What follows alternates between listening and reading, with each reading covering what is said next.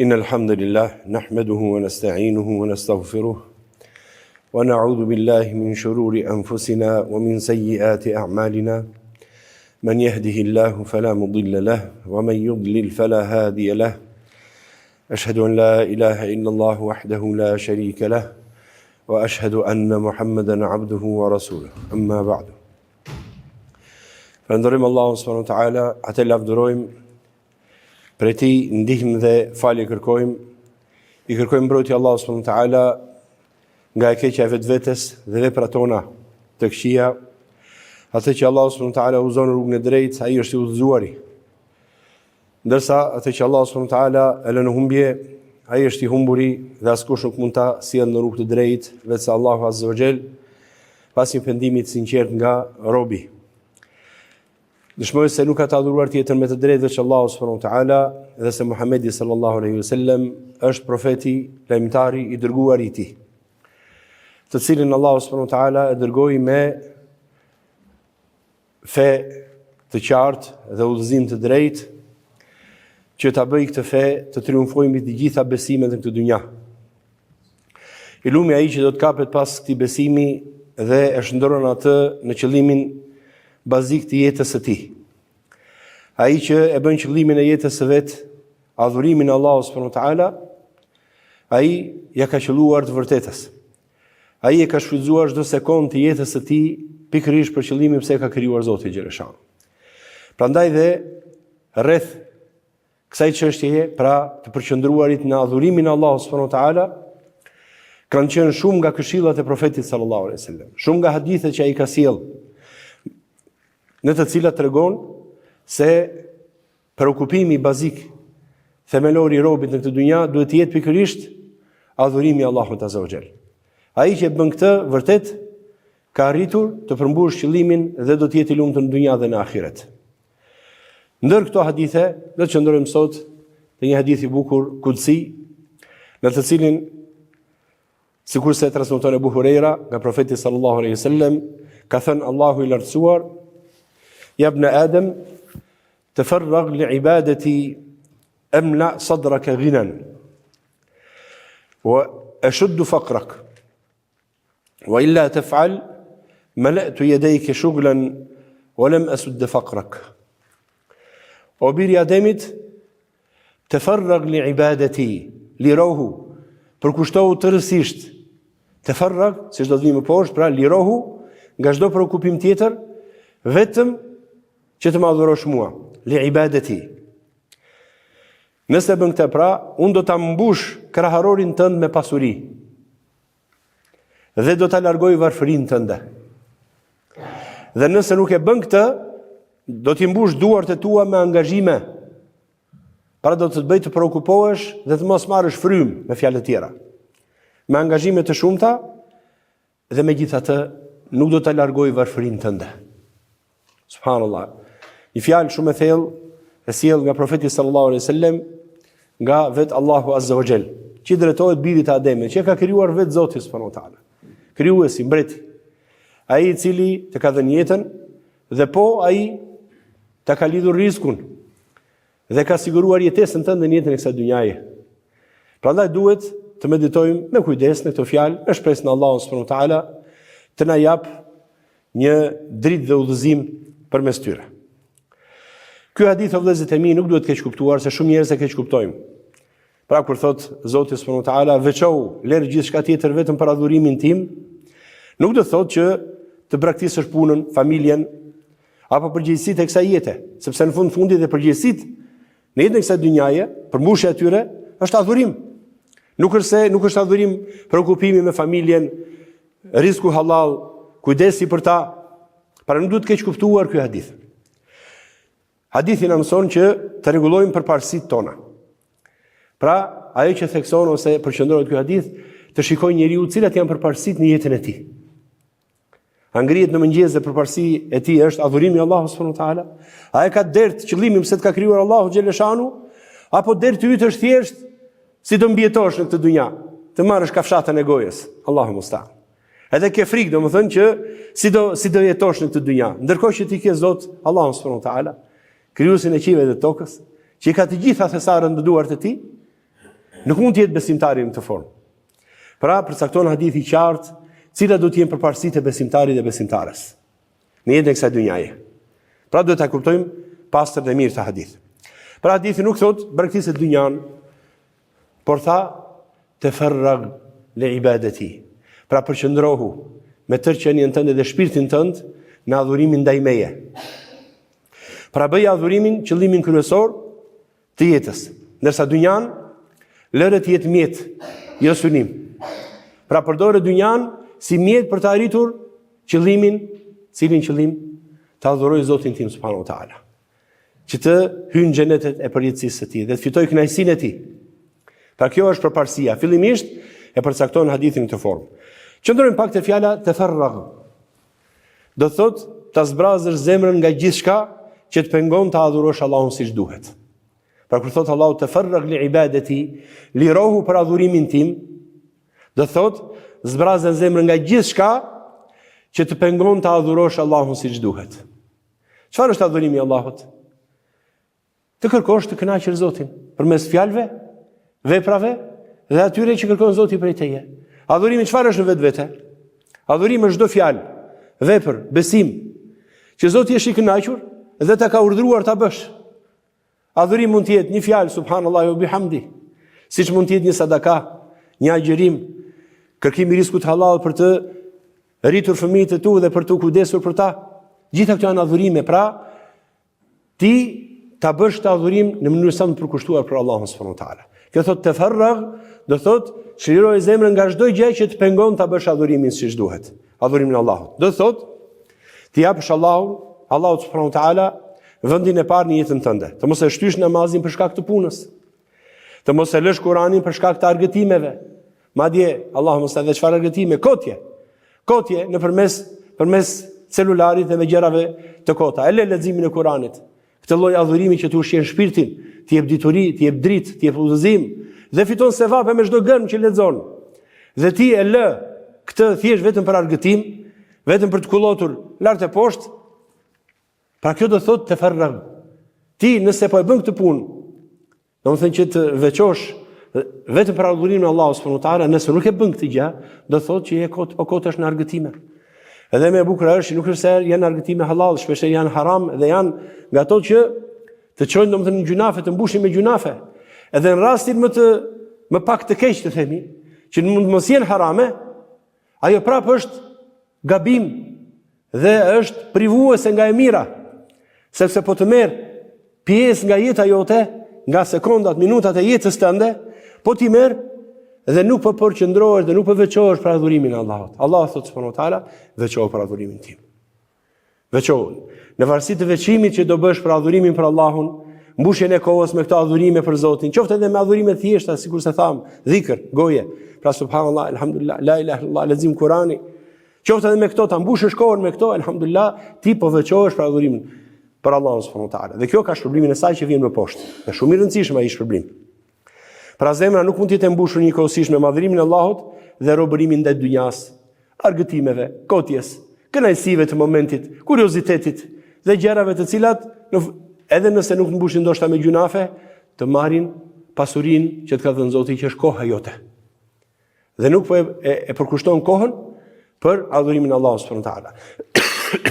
Sigurisht është thënë, nuk ka ndonjë gjë që banorët e xhenetit të mërziten ose të trishtohen përveç se ato çaste që në jetën e dynjas i kaluan pa adhuruar Allahun subhanahu wa taala. Është vetëm gjë që ndoshta banorët e xhenetit i mërzit. S'ka mërzitje në xhenet, padyshim. Tashmë arritën qëllimin xhenetlit, janë xhenetet e Allahut subhanahu wa taala. Po do të jetë diçka në shpirtat e tyre që i shqetëson ose që i bezdis. Pse nuk e kaluan me adhurimin ndaj Allahut subhanahu wa taala? Janë këtë formë kuptoje tafarrag li ibadati. Veçohu për adhurimin tim. Allahu na ka krijuar për tjetër qëllim vëllezër. Nuk kemi njerëz dynjaje. Njerëzit e dynjas, kjo është jeta e tyre. Nëse ata nuk e mbushin jetën me argëtime, me kotje, me kotësira, me gjunafe, për mbushje çdo lloj epshi që ju del, ata nuk kanë kënaqësi tjetër në dynja. Kurse kënaqësia e besimtarëve është me imanin vëlla. Lidhje me Allahun, ti po prit futesh në xhenetet e Allahut subhanahu wa taala. Ti nuk është se jeton për jetën e kësaj dynjaje. Kjo dynja ngrisu gdhiu është.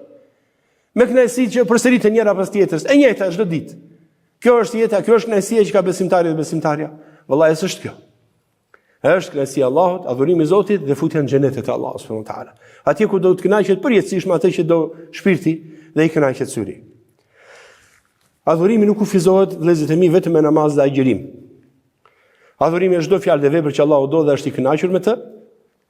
Namazi, zakati, agjërimi, haxhi, leximi i Kuranit, umreja, dhikri. Dhikri është nga më të mirat adhurime subhanallahu. Wala dhikrullahi akbar. Përmendja e Allahut subhanahu wa taala është më e madhja që mund të arrihet. Se në fakt qëllimi i çdo adhurimi çfarë është? Përmendja e Zotit. Ta ka për Zoti namazet që të përmendesh Allahun, aqimis salate li dhikri. Falë namazin të më kujtosh mua. Nëse ti e kujton Allahun vazhdimisht, e ke arritur qëllimin. Edhe agjërimi po kështu, dhe sadakaja po kështu, e gjitha adhurimet, dhikri subhanallahu. Jepi rëndësi këtyre lloj adhurimesh. Pra, dhikri, duaja, mirësia ndaj prindërve, mbajtja lidhje farfisnore, ndershmëria në tregti, edukimi i fëmijëve, qenuti i rregullt në amanetet, në punën që bën. Pra, gjithë jeta jote të jetë adhurim. Kur thot Allahu subhanahu wa taala tafarrag li ibadati, veçohu për adhurimin ndaj meje, do thot që ktheje jetën tënde të gjithën, kthej në adhurim ndaj Allahut subhanahu wa taala. Si bëhet kjo, vëllezërit e mi? Me një lëvizje të thjeshtë, por shumë të bukur, të mençur dhe të urtë nga besimtari. Niyeti edhe veprat që janë adet, zakone, i shndron adhurime. Nëse del në mëngjes në punë kërkosh riskun, të vështirë ke, t'ja kujtosh vetes, ti thosh o Zoti i Madh, mi e riskun halal sot. Më ndihmo, domethënë që të fitoj pasuri dhe ta shpenzoj në rrugën tënde. Ta fitoj halal ashtu si ti kënaqesh. Edhe do ta fitoj domethënë që ta shpenzoj për familjen time në rrugët halal. Kjo është adhurim valla. Pra edhe një punë të mirë që e bën në punë ose edhe amanetin që e mban gjatë punës. Çfarë të shtyn që ti jesh amanetçi në punën tënde? Të mbash drejtësinë, të mos bësh hile, të mos bësh padrejtësira, dhe të jesh njeri i drejtë, mos i hysh në hak askujt. Këtë gjë e bën vetëm kush vëllezërit e mi? Ai që yatafarrag li ibadati rabbih. Ai që veçon dhe përkushtohet, e liron veten e tij vetëm për adhurimin e Allahut subhanahu wa taala. Pra jeta e besimtarit në gjitha veprimet të kthehet çfarë? Në adhurim. Kjo është tafarrag li ibadati. Nuk do thotë tafarrag, domethënë lër gjithçka tjetër dhe fal vetëm namazin e xhami. S'është ky qëllimi. Se mirë, po familja, po risku, po kujdesi, po detyrimi dhe përgjegjësitë që ke. Të gjitha këto janë përgjegjësi dhe adhurime për Allahun subhanahu wa taala. Pra duhet kuptuar mirë hadithi. Pastaj Allahu subhanahu wa taala në vijim premton një shpërblim të jashtëzakonshëm. Subhanallah. Amla sadraka ghinan. Unë do ta bush kraharorin tënd me pasuri. Të gjithë përpjekjet e robëve në këtë dynja, përpjekjet për punë, të gjitha bëhen për çfarë vëllezërit e mi? Thjesht vetëm për të mbledhur pasuri. Pra të gjithë përpiqen dhe bëjnë edhe atë që në duket e pamundur, përse e bëjnë të gjithë këtë? Thjesht për të grumbulluar pasuri, si thot Allahu subhanahu wa taala, elhakumut takathur. Ju shkatroi përpjekja për të grumbulluar, për të mbledhur pasuri. Do të gjithë puna bëhet për të mbledhur pasuri. Atëherë Allahu subhanahu wa taala po thot, emla sadraka ghinan. Atë pasuri që kërkon do ta mbush gjoksin tënd me pasuri, thot Allahu. Pra nëse e kthen jetën në adhurim ndaj Allahut subhanahu wa taala dhe shfrytëzon për atë që të ka krijuar Zoti, do ta mbush Zoti zemrën me pasuri. Çdo thot kjo, nuk tha do ta mbush shtëpinë tënde me pasuri, ose llogarinë tënde ta mbush me pasuri, por tha gjoksin, kraharorin tënd. Gjoksin brenda cilit është zemra. Sepse pasuria më e madhe nuk është ajo që ndodhet në dorë vëllezërit e mi, por ajo që ndodhet në zemër. Mund të ketë njëri me miliona që jeton në ankth, në frikë dhe lakmi, e mund të jetë njëri me pak të ardhura që flej qetë, falënderon Allahun subhanahu wa taala dhe ndihet i pasur. Si thot profeti sallallahu alaihi wasallam, a ke gjë tjetër nga pasuria jote vetë se atë që e hëngre dhe e harxhove, atë që e vesh dhe e grise, dhe atë që e shpenzove për hir të Allahut, te farrag li ibadati, veço për adhurimin ndaj meje. Edhe mbeti tek Allahu subhanahu wa taala. Kaq është pasuria jote. Gjithë pjesa tjetër janë statistika, zero. Të mbetura në shënim. Kaq është jeta jote. Do marrësh nga jeta jote vetëm atë që merr çdo ditë vllai im. Asgjë nuk e për të marrë tjetër shumë. Në një moment mund të vi ora për të ikur nga dynjaja. Erdhi orari për të zbritur nga mjeti. Edhe për vazhduar një mjet tjetër, i vetëm. Udhëtim drejt Allahut subhanahu wa taala. Çfarë mbeti nga pasuria jote? Nëse e merr të pasuria ke në zemër, në shpirt, kjo është pasuria e vërtet. Pra, alhamdulillah, përgatitja për ahiretin, për udhëtimin e largët, që do kesh çdo njeri. Kjo është pasuri e vërtet, kënaqësia me atë që Allahu ka dhënë dhe bindja se ai është furnizuesi dhe i ka të gjitha në dorë. Prandaj profeti sallallahu alaihi wasallam nuk është pasuria, thot, ballaku i pasurisë materiale, kethratul mal, por ghina nefs. Por pasuria e vërtet është çfarë? Pasuria e shpirtit. Ai njeri që është i qartë në jetën e tij, e kupton që Allahu është furnizuesi, ai e ndan riskun, nuk ka qëllim në veten e tij thjesht të mbledh pasuri dhe të krijojë një status ku në jetën e kësaj dynjaje që është i pasur, është njeri i tillë dhe i atill, jo s'ka. Asgjë nuk vlen nga këto. Për besimtarin. Për besimtarin vlen, a jam robi i Allahut subhanahu wa taala, pa adhuroj Zotin, pa shfrytëzoj jetën që më ka dhënë Allahu, për atë që më ka krijuar, dhe apo përgatitem për udhëtimin e largët me vepra të mira. Kjo është ajo që njeriu përpiqet. Të mirët njerëz, subhanallahu. Ju vjen shejtani mallkuar dhe i largon nga ky qëllim. Subhanallahu, ndonjëherë thjesht edhe me gjëra të kota, edhe fare pa asnjë lloj vlere, me argëtime dhe dëfrime, të cilat të marrin orë të tëra, si me të qeshur, subhanallahu. Orë të tëra. Të ikin nga duart e tua. Përse? Ndërkohë që orë të tëra mund të mbushin me hajër, i mbushin me sherr, Zoti na ruaj. Më pas thot Allahu subhanahu wa taala, pra kush është mirësia edhe një herë, mirësia e përkushtimi dhe veçimi për adhurimin e Allahut subhanahu wa taala është të ta mbush Zoti zemrën me edhe gjoksin me pasuri. Dhe ti je i pasur në shpirt dhe i qet në udhëtimin tënd. Më pas Allahu xheleshanu thot: "Wa asud faqrak", do ta largoj varfërinë tënde. Pra përveç do të mbush me pasuri në shpirt, do ta largoj varfërinë tënde. Varfëria këtu nuk është vetëm mungesa e pasurisë. Se thot dikush për shembull, po mirë, unë jam besimtar, përpiqem, po ja, unë prap i varfër jam, nuk kam shumë pasuri. Kur thot Allahu do të largoj varfërinë tënde, varfëria, o vëllezërit e mi, është varfëria e shpirtit. Ai që nuk i ka dhënë Zoti imanin, nuk i ka dhënë qëllim në jetën e tij, ai është i varfër. Madje jo i varfër, por është i dështuar. Është i dëshpëruar ai njeri. Ai ka humbur çdo të mirë në dynjë dhe në ahiret. Nëse s'ka dhënë Allahu imanin, vallahi e privuar nga të gjitha të mirat. Prandaj varfëria më e rëndë është varfëria e zemrës. Është ai njeri që sado të fitoj, gjithmonë mendon se nuk ka mjaftueshëm. Sa më shumë merr, aq më shumë lakmor. Nuk gjen qetësi. Nuk gjen kënaqësi dhe jeton gjithmonë me ndjenjën e mungesës, privimit. Kërkon gjithmonë të shtojë. Ky është i varfër edhe nëse zotëron pasuritë pafundme, vëllezër. Gjithë dynjan t'ia japësh, i varfër është. Do një lugin tjetër me ardhe flori. Ndërsa ai që njeh Allahun, e di se furnizimi është i caktuar me kaderin e Allahut. Nuk e shton dot çfarëdo që të bësh. Dhe askush nuk ta pakson dhe nuk të privon dot. Gjithë bota të mlidhet kundër teje të paksojnë një thërmi të vogël, nga risku jot nuk e bëjnë dot. Se ta ka dhënë Allahu, ta jep Zoti subhanahu wa taala. Nëse ke këtë besim, atëre ka vend domethënë për varfëri ose për trishtim? Ka ndonjë shkak të largoj nga adhurimi i Allahut, dalë se po s'bëra këtë, s'do kem risk? Riskun të jap Allahu subhanahu wa taala. Vetëm rregulloje dhe përcaktoje mirë jetën. Për parësitë tua, kthej është ndroj jetën në adhurim. Prandaj që nëse do që të mos jesh i varfër, atëherë kjo është rruga. Pra i punon, përpiqet, merr shkaqet, pra besimtari punon, përpiqet, merr shkaqet, por nuk bëhet robi i pasurisë dhe të bëhet i përkushtuar vetëm për mbledhjen e saj. Nuk e bën qëllim në vetvete, është thjesht mjet. Maja se ka caktuar Allahu. Bëja sebepet e tua, pa cënuar adhurimin e Allahut dhe qëllimin kryesor, dhe pastaj elhamdulillah ajo që vjen është caktim nga Allahu subhanahu wa taala. Më pas vëllezër mi vjen paralajmërim i fortë. Wa illa taf'al mala'tu yadayka shughlan. Subhanallah. Dhe nëse nuk e bën, do t'i mbush duart e tua me angazhime. Nëse nuk bën çfarë? Pra nëse nuk veçohesh për adhurimin tim. Subhanallah, kur thot, filloi që në fillim të hadithit, o biri i Ademit, Allahu i drejtohet çdo njeriu, ty mua të gjithë një për një. E si po të thot Allahu subhanahu wa taala thot, o filan, veçohu për adhurimin ndaj me. Nëse nuk e bën, atëherë kam për të mbushur duart e tua me preokupime, me angazhime. Sa përshkrimi sakt thot i gjendjes së shumë njerëzve. Nga mëngjesi deri në darkë vrapojnë pa pushim.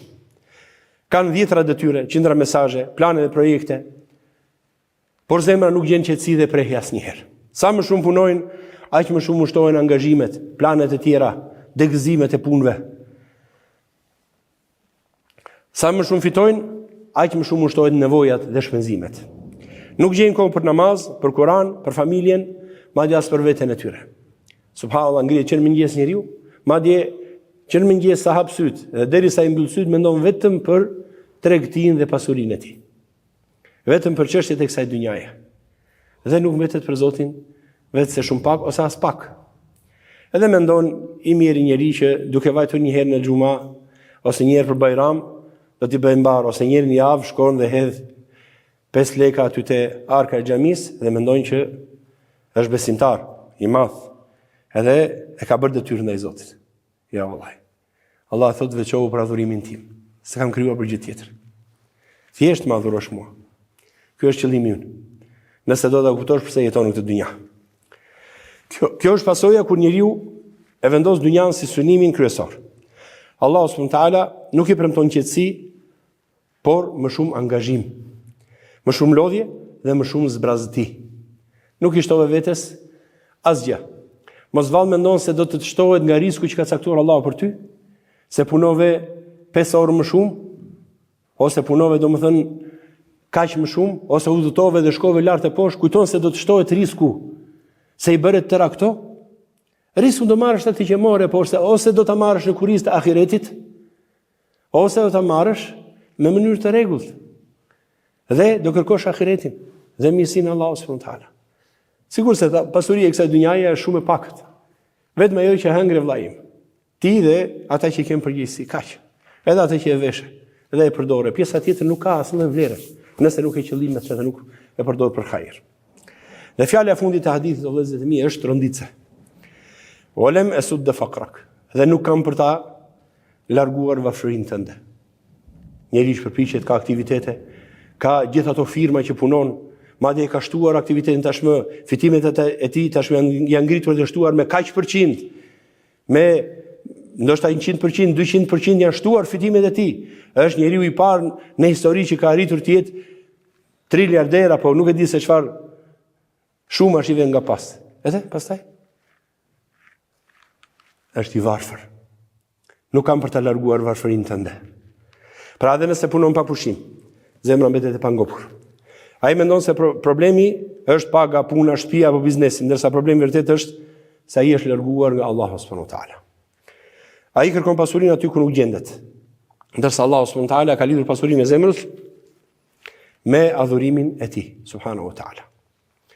Pra, vëllezër e mi, ky është hadith madhështor, elusi Allahu subhanahu wa taala të na sjell në rrugë të drejtë. Elusi Allahu na bëj të mendojmë gjatë dhe ta shfrytëzojmë këtë kohë që na ka dhënë. بارك الله لي ولكم في القرآن العظيم ونفعني وإياكم بما فيه من الآيات والذكر الحكيم أقول ما تسمعون وأستغفر الله العظيم لي ولكم ولسائر المؤمنين فاستغفروه إنه هو الغفور الرحيم.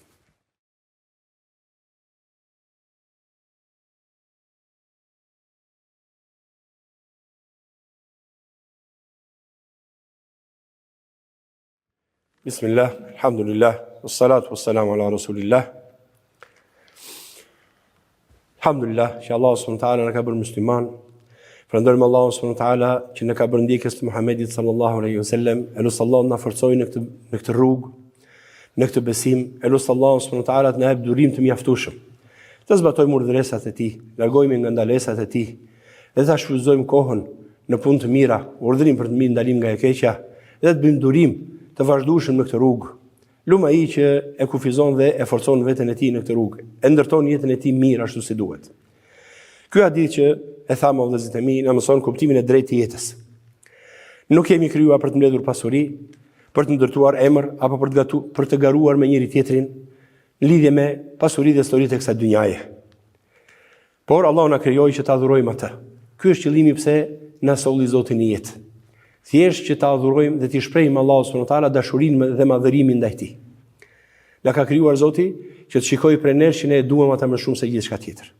E madhërojmë mbi gjithçka tjetër. Dhe kjo kërkon që jetën tonë ta shndërrojmë në adhurim. Përveç adhurimeve bazike, që janë ushqim i domosdoshëm, siç janë kushtet e Islamit, kushtet e imanit, pra namazi, agjërimi, zakati, etj. Edhe pjesa tjetër e jetës tonë duhet të kthehet në adhurim dhe duhet të mbushet me punë të hajrit. Ndër më të rëndësishme, punë të mira vëllezërit e mi që neglizhon njeriu, është ta mbush kohën e lirë dhe gjithë kohën që i kalon ta mbush me dhikr. Dhikri është nga më të mirat adhurime. Dhe dhikri jo vetëm dhikri pas namazit, apo dhikri mëngjesit dhe mbrëmjes, dhikri i gjumit apo i ushqimit, e gjithçka tjetër, pra dhikri i përditshëm që bën njeriu, por edhe dhikri i përgjithshëm, përmendja e Allahut subhanahu wa taala, sidomos me ato formulimin që ka sjellë profeti sallallahu alaihi wasallam, që kanë shpërblim të madh dhe janë të rënda në peshojën e Allahut subhanahu wa taala. Subhanallahi bihamdi subhanallahil azim. La ilaha illallah wahdahu la sharika lah, lahul mulku wa lahul hamdu wa huwa ala kulli shay'in qadir, që konsiderohet në më dhikri më mirë që ka thënë unë dhe profetët para meje, thot profeti sallallahu alaihi wasallam. Është kjo. Madje kjo konsiderohet dhe nga ato që e rinovojnë yujaddid iman al-abd. Pra e rinovojnë imanin e robit. E rinovojnë, më japin shkëlqimin e tij. Gjithashtu subhanallah walhamdulillah wala ilaha illallah wallahu akbar. Dhe wala hawla wala quwwata illa billah, që është nga thesaret e xhenetit. Ato që përmenda pra këto katër janë, si thot Uthman ibn Affani, al-baqiyatus salihat. Pra janë ato punë të mira që mbeten pas robit. I mbeten pas. Dhe ai domethënë i mbledh ti për ti marrë atë kur ka më shumë nevojë. Gjithashtu istighfari i vazhdueshëm, salavat e profetin sallallahu alaihi wasallam. Një salavat për profetin janë 10 salavate nga Zoti.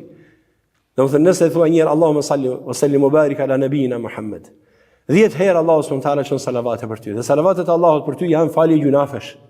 Po kështu edhe melekët kërkojnë falje për ty. Me një të vetme. Po me 10, me 100 herë gjatë ditës. Pra mundohu që ta mbushësh jetën me dhikr. Tjetër adhurim shumë i rëndësishëm është leximi i Kuranit, vëllezërit e mi. Mbushë jetën me lexim Kuranit vazhdueshëm. Çdo ditë të kesh dhe natë lexim nga libri i Allahut subhanahu wa taala.